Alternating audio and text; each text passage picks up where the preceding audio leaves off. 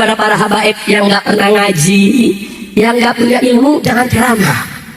Sebab kalau ceramah nanti kesalahannya makin parah, saudara. Nggak punya ilmu, ceramah berbahaya. Suplek. Mas Ashiri Indonesia Tashira. Into one and open the door.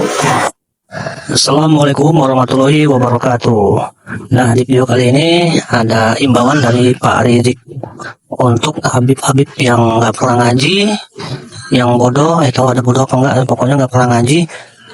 Himbauan agar tidak ceramah karena bisa berbahaya katanya. Tapi kan kenyataannya Habib-Habib yang nggak pernah ngaji itu, yang ceramahnya kurofat itu, ceramah-ceramah dusta itu malah cukup besar ya, bahkan sangat besar kontribusinya untuk meningkatkan jumlah muhibin atau fans para klan naga langit balau ini ya kan. Untuk nama-nama Habib-Habibnya ini aku nggak hafal ya, cuma di video-videoku tuh ya bahas kurofat Habib-Habib ini semua. Nah, kalau mau buktinya disitulah bisa ditengok tuh ceramah-ceramah kurofat yang mungkin itu yang dimaksud oleh Pak Rizik Sihab ya, yang berbahaya itu katanya tadi. Aku nggak tahu pastinya kapan video ini ada himbauan untuk Habib-Habib yang nggak ngaji ini dilarang ceramah, tapi yang pasti ini biasanya reaksi ketika ada yang mengkritik, mulai rame itu kan ya, mungkin baru-baru aja nih kan baru beberapa tahun, 2 tahun terakhir inilah mungkin ya, gitu banyak yang mengkritik Habib-Habib yang TBC ya, cerita-cerita kurofat, tahayul dan sebagainya. Nah, mungkin di selang waktu itulah himbauan ini disampaikan gitu kan, karena biasanya kalau nggak ada kritik, aman-aman aja ya, dibiarkan aja, karena memang strategi mencari muhibin, menambah pengikut itu ya dengan cara seperti itu polanya yang aku perhatikan ya.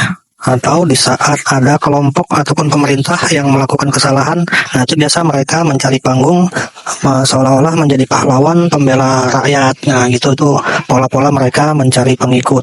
Contohnya ketika momen Ahok yang diduga menistakan agama karena membahas tentang surat Al-Maidah itu.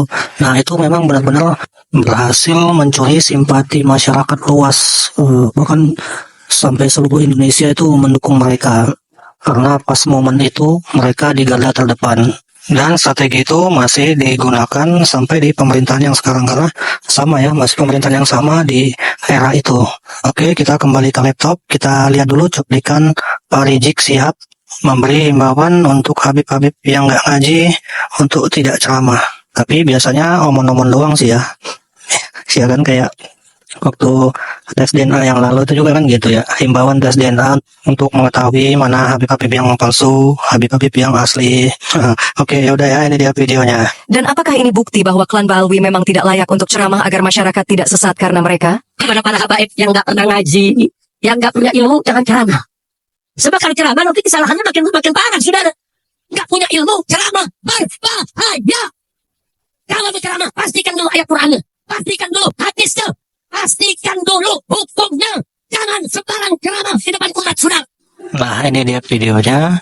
Gak tahu ini himbauan beneran atau ece-ece aja. Karena kenapa? Karena ya gak ada yang nurut, sekutu-sekutunya Habib-Habib yang lain emang gak ada yang mengindahkan. Yang patuh dan taat itu ya cuma pribumi aja sama muhibin-muhibinnya aja. Kalau yang lain-lain mah gak ada. Cuma ya kalau di depan orangnya cium tangan, cium cipika-cipiki, nah itu aja.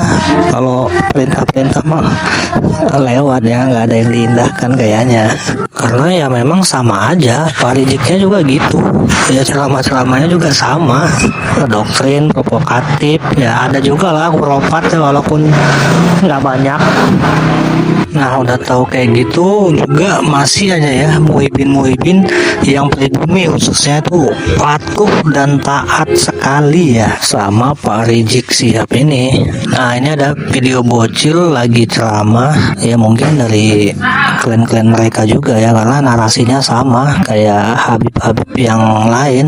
Nah video ini aku sertakan memang sebagai contoh sebagaimana mereka memang mungkin ya ada kemungkinan dididik dari kecil untuk berceramah-ceramah doktrin ataupun yang bersifat provokatif ya. Orang didoktrin untuk membela klan-klan mereka saja ya, ketika ada perlawanan, mereka menarasikan dengan kalimat ini nih, flying victim ya, misalnya kalau diancam bunuh bagaimana, kalau diancam begini bagaimana, kalau diserang bagaimana, kita sedang dipecah belah, kita sedang diadu domba, jangan mau dipecah belah, jangan mau diadu domba, dan sebagainya.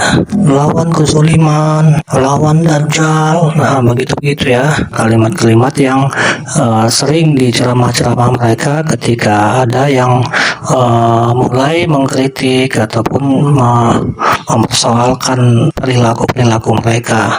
Nah, padahal si bocil ini juga belum paham apa yang dia ucapkan mungkin ya. Nah, ini coba kita lihat dulu videonya. Saudara, Habib Rizik bukan hanya berhadapan dengan FPI saja, tapi orang yang membenci Habib Rizik berhadapan dengan seluruh umat Islam. Ada di muka bumi ini. Ya Allah. Siapa Allah? Siapa Habib? Siapa Al-Quran? Siapa Islam? Siapa ahli batin Nabi? Siapa angkat Islam? Semua angkat tangan, semua takbir. Takbir. Takbir. Nanti kalau diteror bagaimana? Keren. Nanti kalau diancam bagaimana? Kalau diancam dibunuh bagaimana? Kalau bini minta cerai bagaimana? Lawan. Betul. Betul. Nah, itu videonya, nggak tahu itu anak Habib apa enggak ya, tapi itu memang buat lucu-lucuan aja ya. Anak Habib juga banyak yang masih bocil-bocil yang udah ceramah. Itu di channelnya Asegap TV gitulah, kalau nggak salah ada anaknya yang ya mukanya agak-agak songong gitulah. Bisa lah coba dicek di YouTube, ada itu. Nah, jadi di sini menunjukkan bahwa ada kontradiksi ya antara himbauan imam besar dengan sekutunya ya.